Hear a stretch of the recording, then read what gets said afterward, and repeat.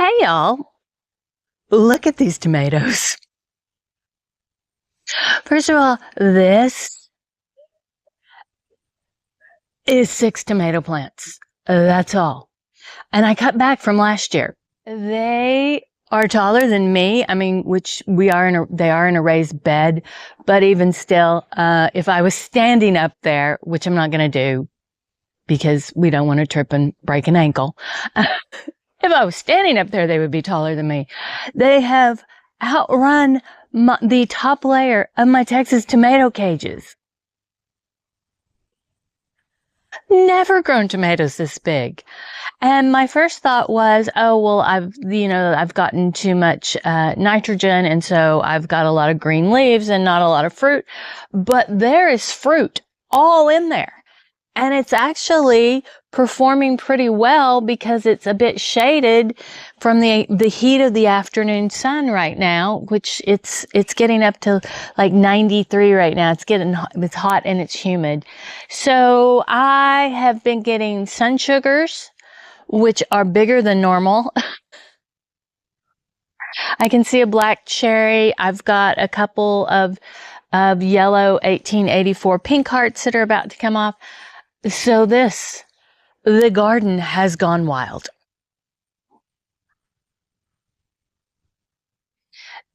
And here on the back side, you can see my cucumbers still going strong. Basil. Oh my goodness. Look at all this basil. There's also a baby bunny living down in there. She startles me. I startle her. It's a thing. But doesn't seem to be bothering anything. I leave a few things down low for like cucumbers and whatnot, but she doesn't seem to be bothering anything. And you can see this tomato is the cage is flopping over. I'm going to have to stake it, even though the Texas tomato cages are very sturdy. That one is just so heavy and so floppy that I'm going to have to stake it. I have been asked by people about trimming them back a little bit, maybe cutting off some extra side shoots and whatnot. And you can do that, and supposedly it makes the fruit you have, sends all the energy to them. But right now, I'm kind of entered in the how tall can they grow category. Also in here, this part of this vining is, along with the cucumber, there is the little small individual melons that I planted. And I have one back in here. I'm keeping my eye on it. It's not quite ready to harvest yet. I think soon. And then I have another little one. We have had some problems with deer eating things, but I've tried to keep the melons in between the trellising here. And I also added some marigolds in as a hope that maybe that might discourage some things, but that's, we shall see if that helps or not. But anyhow, yeah. And these are peppers. The entire garden. Yes, once again, we're leaving the one glove off to run the camera. Once again, look at all this. I'm just kind of gobsmacked at how much there is in this garden right now.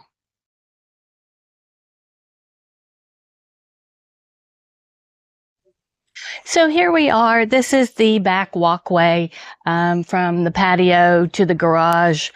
And the herb beds are looking pretty good. My sage and my rosemary and my lavenders are doing wonderful. This lavender looks really good. This is phenomenal. And then right along here, and let's pan down. Follow me, camera. So in this particular bed, I have strawberries. I've added a little bit of lavender toward the back to make a little bit of a border. And we've added some marigolds just to kind of, because we had some deer munching, just wandering up and munching on stuff. Now, strawberries. Mr. Nutney loves a strawberry, and who am I to tell him he can't have a strawberry? So, I don't get a ton of strawberries. I have some here, and I have some over in this bed. I don't get it. And I also have some out in the raised bed. I don't get a ton. I will get a handful here and there, which is fine. It's enough for me to put on my yogurt or my ice cream or whatnot. So I'm not aiming to get like a huge, bountiful crop of strawberries. I mean, if I did, that would be awesome. But for the most part, I planted the strawberries to be more of a ground cover, and they just happen to bear fruit, and they have pretty flowers. And Mr. Nutney, he loves the strawberry. He's so adorable when he comes up here and he tiptoes through and then he gets his little strawberry and he just twirls it like it's a little nut. It's so adorable. So in part one of the garden tour, we saw the very formal front of house and the wild, the pocket prairies. So here we are at the in-between, the back border, which we are doing in a more cottage garden style. We just have a mix of colors and plants, and we just want things to go wild. And it's looking pretty good. I spot some grass I need to take out. So we have, oh my goodness, where to start? Some salvias, perennial, spirea, Lisianthus. Some of the Lisianthus are doing really well and some are a bit floppy, but floppy's okay. This, let me pop up. As you will notice, I have regular shoes on today because it has dried up a bit because it's been warm and windy. This is bee balm, and it is flopping over into my Rose of Sharon, and it appears to be getting some powdery mildew. And I talked to native plant friends because I threw this question out last Wildflower Wednesday of like, what is going on with this bee balm? Why is it so tall and leggy? And once somebody commented, I was reminded of, oh yeah, that's the thing. This is a wildflower native, and so it doesn't like a lot of rain. It needs dry. When it gets too much water, it gets this very tall and very leggy, and very floppy. So I have not watered anything in here because we've had so much rain. So this is just about done flowering. And I think what I will do is once it's done flowering, I'm going to trim it back I'm going to give it a good haircut and trim it back to the ground. My Angelina sedums are looking lovely. I eventually want those all along the edge here. I've got a few Stelladora daylilies in here that they seem to keep disappearing. So we may have to just continue to go with the sedum as the edging. And, I can't get that one out. Mr. Nutney has been planting trees again. Now this side of the flower bed, so this gets the most sun. So we're starting here in the back border. This gets the most sun. The pond is over there. House is over there. So this area in the back border gets the most sun. And it also has a heavy slope. So that creates a bit of an issue. Some plants go a little bit floppy, like this Lisianthus, but it's gorgeous. It's a double white ruffledy one. And this is Russian sage. It's kind of growing out this way. So, you know what happens. Zinnias are coming on. There's just a variety of colors. The hardy hibiscus, I'll pop a photo in here of it, because we're out here early in the morning. It's got yesterday's blooms that are spent, and sometimes I will deadhead those off, and sometimes I just let them fall. And then in the very back, we have a True Friendship rose, which is in honor of a friend of mine, Miss Mary, who passed away a few years ago. She always entered her roses in the fair. So, and then this zebra grass was here when we moved in. And it's really, I think it's a cool plant. So yeah. So this end, it's filling in. It's looking nice. Oh, it's looking nice. As we move along the back border, we have less and less of a slope. Oh, butterfly. So this tree is my Jane Magnolia that blooms early spring. It's looking good. We had a Therese Bougenet rose in here that just suddenly decided to die. I'm really struggling with roses this year. None of my roses are performing overly well. And I think it's because we've just been too wet and I'm seeing them attacked by a lot of bugs. And some of them just look really, really sad. So we are trying to fertilize them and trim off dead things, but you know, it is what it is. But please note, this is unusual for this time of year. Can we see it? Can we see it? Can we follow? I have naked ladies blooming.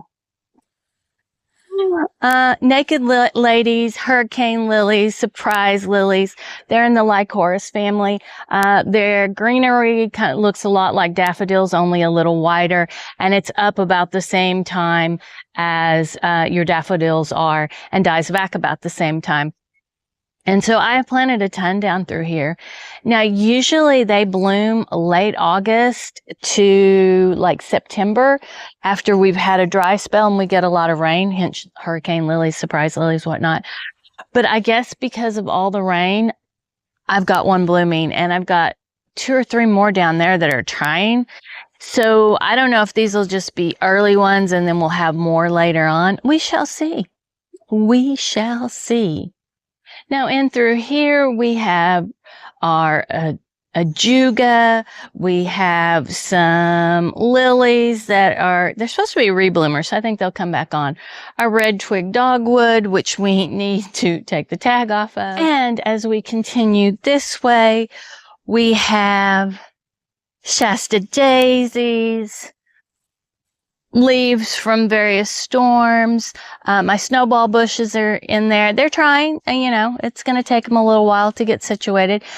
Random chrysanthemums that were left over from my nephew Sam and his wife Jen's wedding reception party we had at the house a couple of years ago. So when I had a lot of mums afterwards, so I just popped them in various places in the garden. So yeah, and I'm really loving the mulch because when I sit on the back patio and I look out here, it looks so fresh and tidy. And you know, yes, there's still weeds popping in and we're weeding along as we go, but you can't really see that from the back of house. And this rose is called Red Cascade. It's a rambling rose. It's a little mini. So we're trying to get it trained long enough and trained to go back on this little bit of fence row. We have another hardy hibiscus here. This one hasn't bloomed yet. This is where I popped in all my amaryllis that were in the house over the winter. And I do need to come out and do a bit of trimming of like dead leaves and whatnot. There's honeysuckle back here on this fence row, native, wild. I like honeysuckle. I love the smell. It's very pretty. So we do kind of like trim it back a little bit. And then a peony that has not bloomed, oak leaf hydrangeas, another hydrangea there, the impatiens that I added in very late in the season. And look at this. Oh my goodness, isn't that pretty? Now, as I say, the leaves, you get one day out of the flowers and they're gone. I am having quite a little bit of trouble with things eating the leaves of my hardy hibiscus. And I was talking to a gardening friend this past weekend that was saying that she has the same problem, and like me, she doesn't spray anything. And so I was asking her if there were any natural things that she had tried that had helped, and she said not really. She's like, they still keep blooming, the leaves get chewed on. So yeah, we're having a lot of problem this year with leaves getting chewed on. And I don't know if it's because we've been so wet and we have a lot more bugs or what the deal is. It's just one of the trials of gardening in Oklahoma, but fortunately something like this that is such a big, beautiful bloom, when I look at it from out on the patio, I can't see the chewed on leaves. Out of sight, out of mind. And here we are in the middle of the back border. This is, as I have said before, this is Nutney Green. The area in here. The grass is filling in nicely. In fact, I probably need to mow in the next, probably this evening or tomorrow. My little seating area, I just love it. Such a gorgeous spot. And because it's under the crepe myrtle, you get a lot of shade, so you can sit out here. And it's pretty cool and comfortable quite often. So, now, here in the flower bed in Nutney Green, at the back of Nutney Green, our mini zinnias are looking great, and even our mini zinnias are very tall this year. I do have like a blank spot here that I need to do something with. I do have a salvia that I could pop in there. The sweet summer starlight hydrangeas. Actually, let me walk around over there because I can.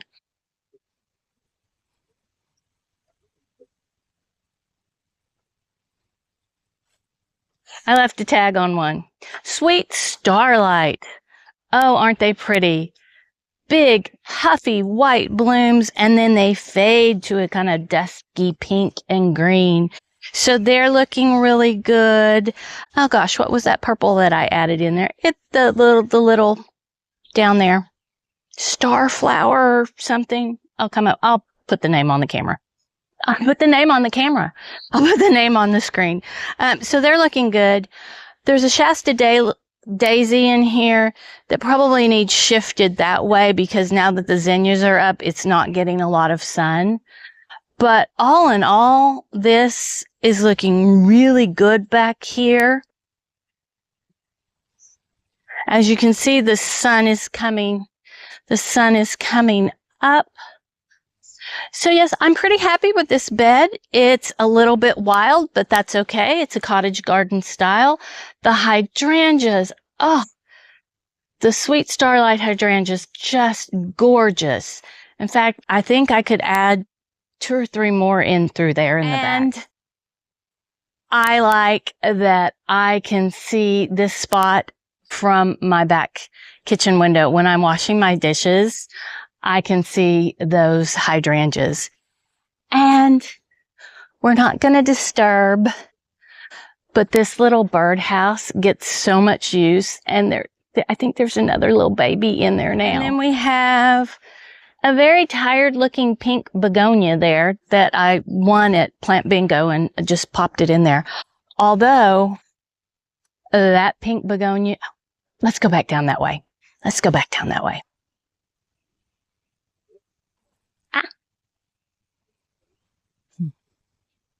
This pink begonia, which my table's gotten a little wonky, I need to straighten it up. This pink begonia that I put in the pot here for this space, oh, it is so pretty, and it is just filling out so nicely, doing well here. I just rotate it a little bit because one side gets a little more sun. But yeah, oh, I love this spot. It's such a great spot. And like I say, lots of shade from the crepe myrtle. And here we have the yellow Mandeville annual, which is really pretty. I love the yellow. I do still want to get a clematis for here, but the one I put here, as I'd mentioned before, it was root bound when I was trying to get it out of the pot, and I broke it, and I thought it might come back, but it didn't. So eventually we need to add a clematis in here, but for now we've got this, and hopefully it will, over the summer, grow up a little taller. And then down in here starts to get a little bit of really crazy. So in through here, we have a beautiful stand of parsley. We had some extra plants went to seed and we just threw them out here. Zinnias are coming on. Yeah, this area is wild. There's an oak leaf hydrangea back there. I put one of the new Proven Winners Virtuoso dahlias back there. It's the yellow day glow. And it's tucked in and it's way too far back. It needs to be more up here toward the edge. I might try, when it's really hot, I don't like to move things, but I may try when next week we're supposed to have some rain. So I might try and shift the yellow daylily and the few things that I have over here that need moved. I might try to shift them. And then these red daylilies were from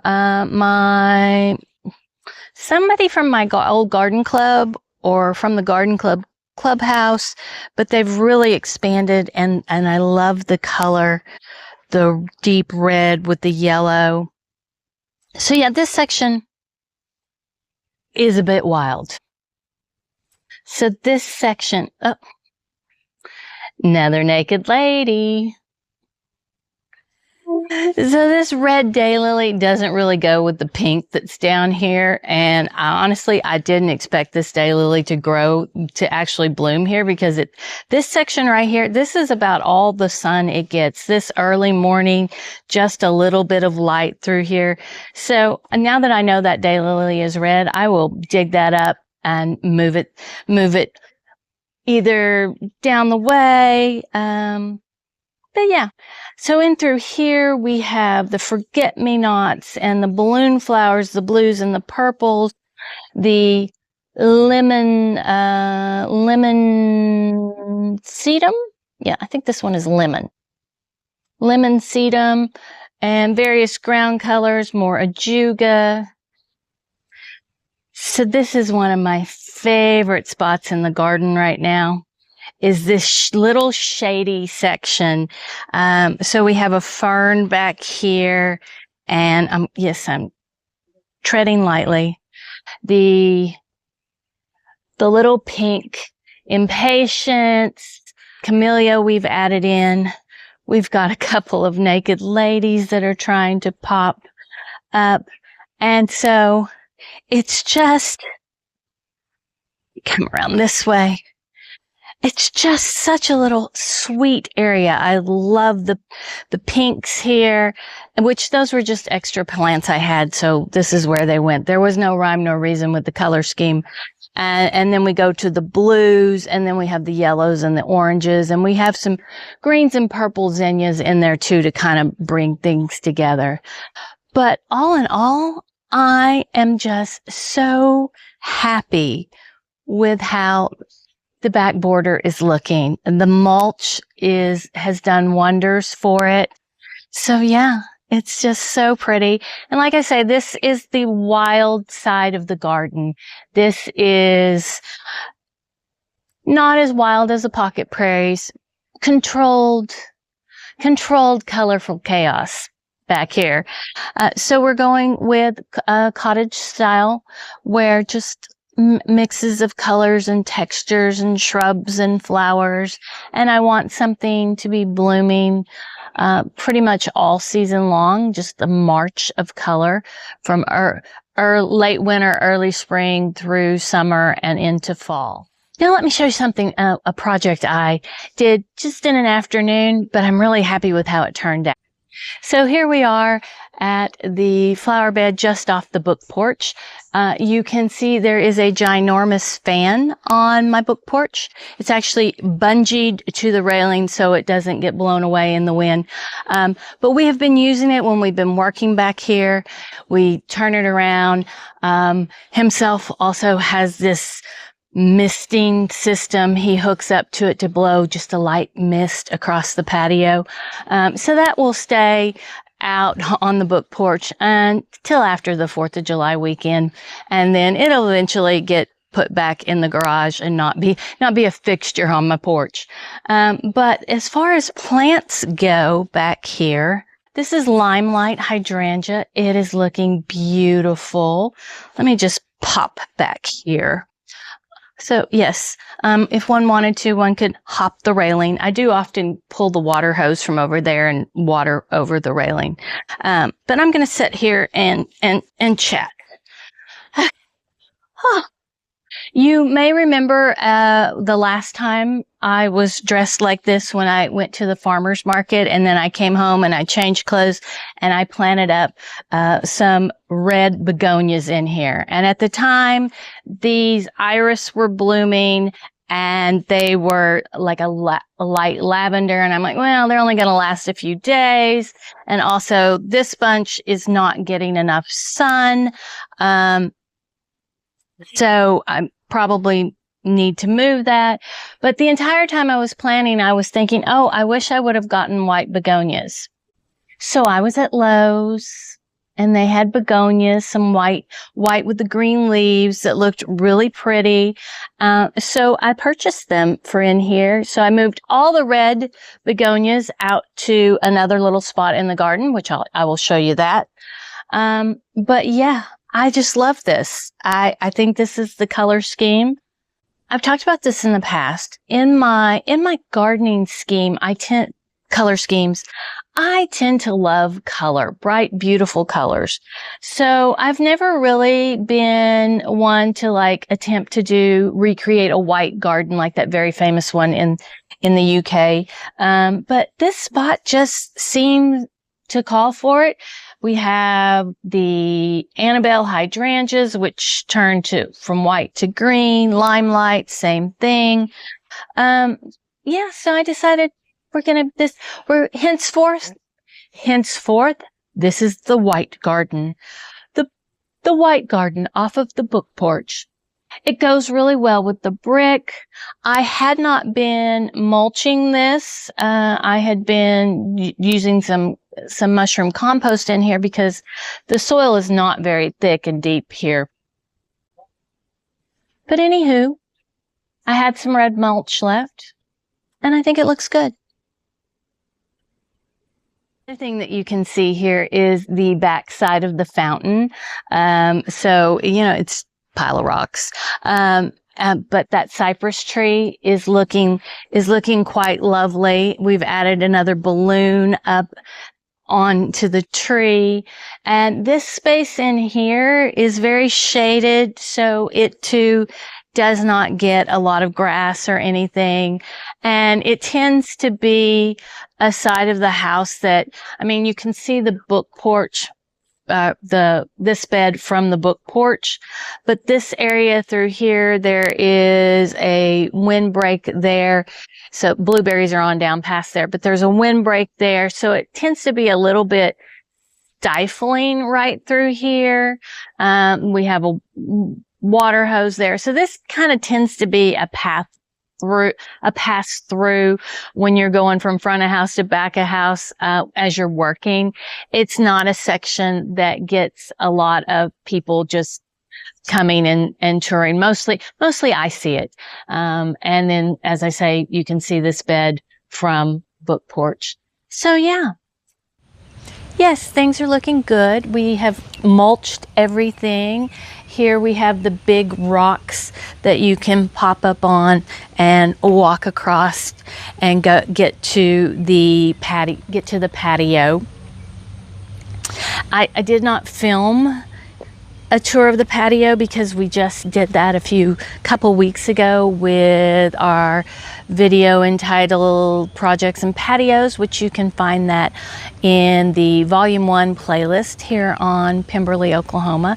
And nothing much has changed since then. But yes, things are looking good. So this area right here, right through along there is where the rainwater runs through. And this spot right here has a lot of shade from the trees. There's a bodark tree over there. These are oaks, I do believe. Yes, oaks. So we did not build this wall. This wall was here when we came. In fact, it needs to be pulled. It's leaning a little bit, needs to be pulled forward. And I'm pretty sure it was built strictly to keep the soil from eroding around the trees. And it has done its job. So it was sitting empty, not a lot, and I mulched it, but I didn't really, nothing planted in here. I think I tried some hostas the very first year I was here and a deer ate them, so I gave up. But I've gone with begonias because my tummy's rumbling. I'm hungry. Need to go in, have a cup of tea and a biscuit. So this particular bed, I used the red impatiens that I had put in the book porch bed. I brought them over here, and then I bought some more from one of my trips over to the Amish ladies' nursery. And then these rocks, these were left over from the fountain project. We had like 3 that had been down low, and they kind of blocked the view. So they asked me where I wanted them, and so we put them in here, and I really like how this has turned out. The begonias are doing well. It gives this bed a little bit of interest when you walk by. And we are here in a not particularly glamorous part of the garden, but it is something that I absolutely am happy to have. The clothesline. If you've ever washed a huge comforter and had to run your dryer like 3 times to get it to dry, and the wind is blowing in Oklahoma, and you could simply put it on the clothesline and it would be dry in an hour. So himself added this for me here a while back. I have a little bench there to set my basket with my wash on. I have Googled this term, but I have not found any information on it. But I was reading a Rosamund Pilcher novel once, and it spoke of somebody being down at the washing green. And I would only assume from that green as in the lawn and washing as in the clothesline from that particular passage of that book. I'm assuming that's what they meant. So this is my washing green. Look at this.